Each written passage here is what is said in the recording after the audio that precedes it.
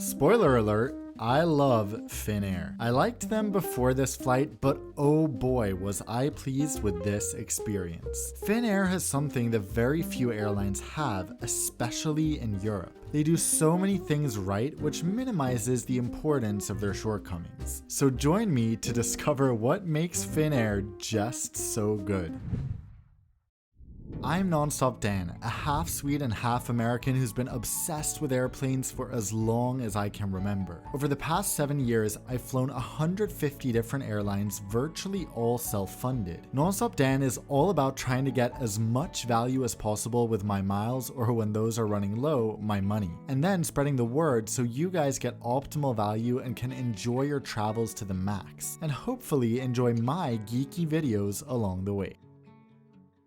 Now, a disclaimer. Finnair is good for a European airline in my opinion. I would still choose a Middle Eastern or East Asian carrier in most cases, which presents quite a challenge for the airline. Prior to the pandemic, their almost exclusive business model was connecting passengers between Europe and Asia, with an especially strong focus on China, Korea, and Japan. This entailed a lot of business travelers. They had 3 or 4 routes to the US as well, depending on the season, which was nothing compared to their Asian footprint. Obviously, with Asia being their main market, the pandemic has posed a more significant challenge for Finnair than many other airlines. China, Korea, and Japan are currently closed to visitors with no signs of reopening in the near future. China also bans its citizens from traveling, so that traffic is non-existent. Even with those countries open, business travel is way down, so that demographic is absent as well. Luckily, Finnair saw an opportunity to pivot to the leisure market, but not in Helsinki. With Scandinavian Airlines, the national carrier of Sweden, Denmark, and sort of Norway, struggling and having at the time cancelled all long-haul routes from Stockholm, Finnair said, wait a minute, why can't we just hop across the pond and start up operations in Sweden? So they did, announcing non-stop A350 flights from Stockholm to New York, Los Angeles, Miami, Bangkok, and Phuket.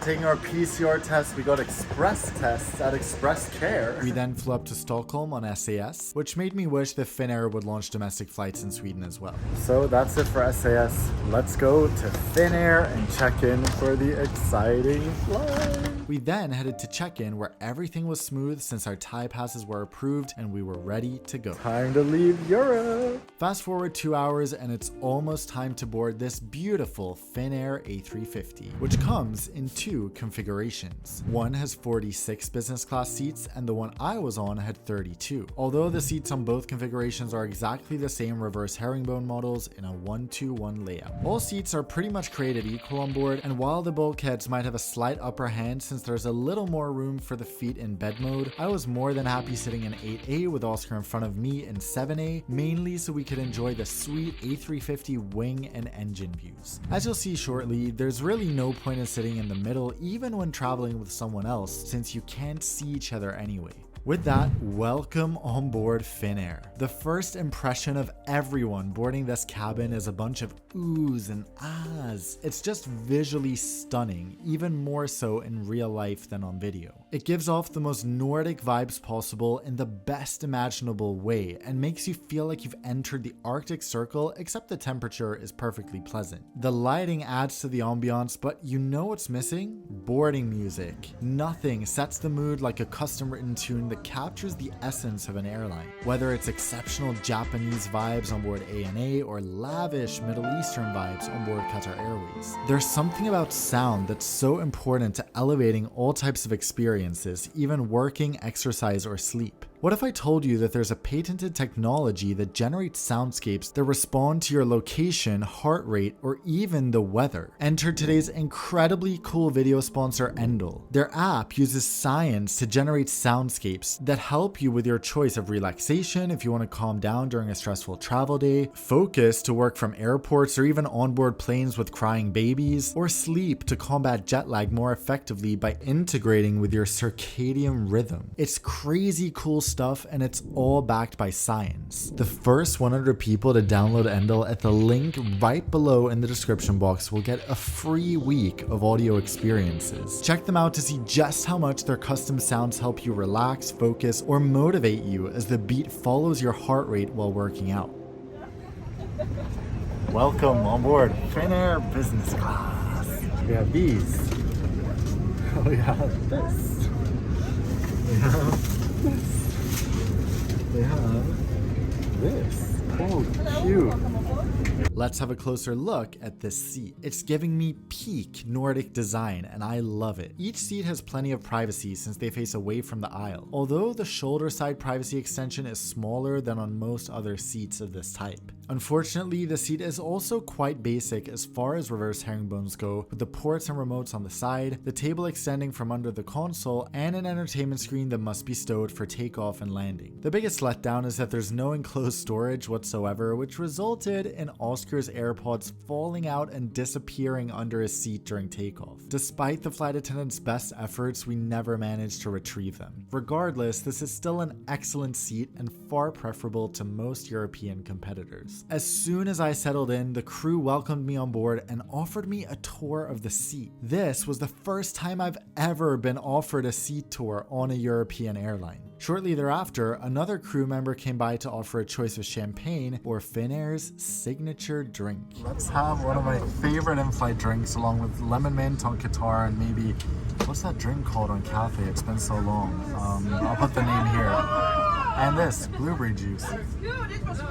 Speaking of food and drink, let's check out the onboard menus. I've seen numerous complaints online that Finnair only offers 2 meal options even on these 10 to 12 hour flights. I understand, but I also think their catering is delicious, which is more important to me than the number of choices. The drink menu also isn't massive, but again, I'm on Finnair to enjoy their blueberry juice or their fantastic teas. As we started up our engines, I had a look at the amenity kit, and this is genius. It reminds me of my other favorite European airline, KLM. Why? KLM has their collectible houses, while Finnair make their amenity kits collectible and encourage you to try them all. We all know people are obsessed with collecting things, so although the kit doesn't contain more than the necessities and this massive eye mask, I love the thought behind it and of course the Marimekko collab. They also include a pair of slippers. Nice. With that, let's de-ice and get out of this hellishly cold and dark place and fly to the land of smiles, papaya salad, and incredible 5-star hotels for half the price of a courtyard ground floor room in most US cities. After takeoff, the mood lighting was converted to Southeast Asia mode as we were surrounded by warming colors. And what's that? Oh my god, it's my favorite, a hot towel. Then the in-flight service began, and of course I had more blueberry juice because it's the shit. And it was served with nuts, both in these beautiful cups from Finnish brand Itala. While waiting for my dinner, I checked out the entertainment system, which was solid, and ended up alternating between watching Friends and staring at the awesome in-flight map for 10 to 15 minutes at a time like any sane person would. There's also Wi-Fi on board, and the price is fantastic. 20 euros for a full flight unlimited data pass at speeds that are more than adequate. I even managed to download a few small files for a video I was working on. A little over an hour after takeoff, dinner was served all on one tray, which is sadly the norm in Europe. Nonetheless, despite its modest appearance, the food tasted pretty much as good as airplane food gets. My vegan main course was followed by this rice pudding for dessert. To round off the day, I popped on my slippers and headed to the lavatory, which wasn't bad at all.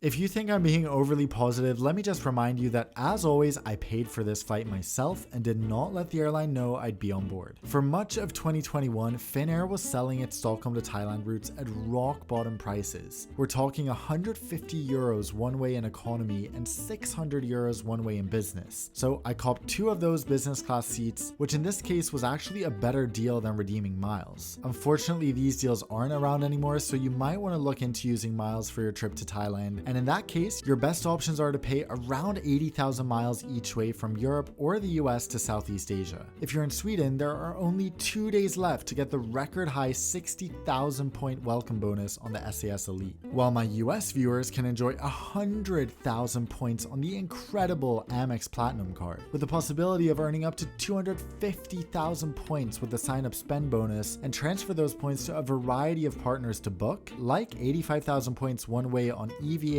or ANA, 2 of my favorite airlines, booked via Amex transfer partner Air Canada.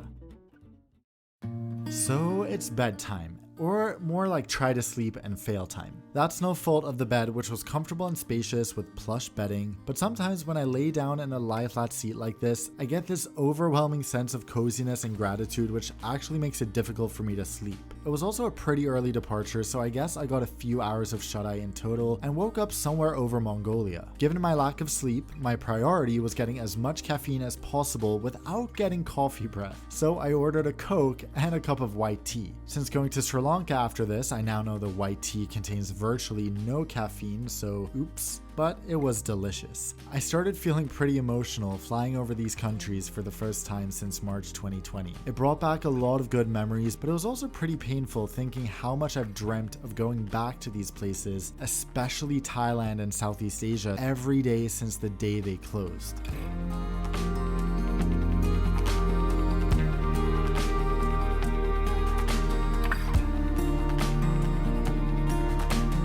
Soon it was time for breakfast, which began with another hot towel. Awesome start to the day.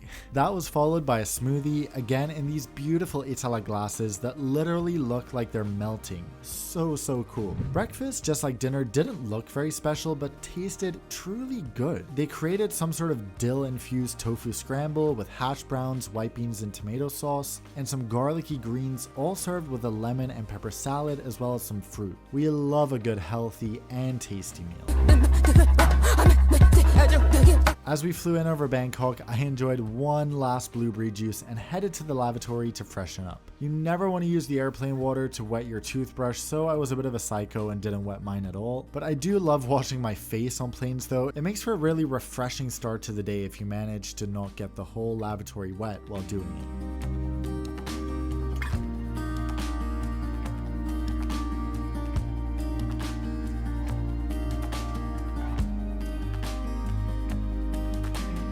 Soon enough, we were approaching the beautiful island of Phuket, and with that, let me emphasize what I love about Finnair. I often say that an airline has two options that impress me. The first is obviously luxury, like we know in much of the Middle East or East Asia. The truth is that most airlines aren't so luxurious, but they have one other thing they can do instead. They can make the experience unique. Finnair and KLM are both perfect examples of this, which is why they're my favorite European airlines. Finnair makes the whole experience adorably Finnish, and they're not afraid to go all out. Whether it's with the Marimekko design spread throughout the flight, from the amenity kits to the cups to the Itala glasses, the blueberry juice, and the service, which is always the most refined and pleasant service you can expect from us Northern Europeans. Flying Finnair is fun, and their long-haul experience shows thought and consideration went into every aspect of it, which isn't something I can say for most of their competitors, especially not SAS, who take every chance they can to cost cut and where service-mindedness is truly non-existent.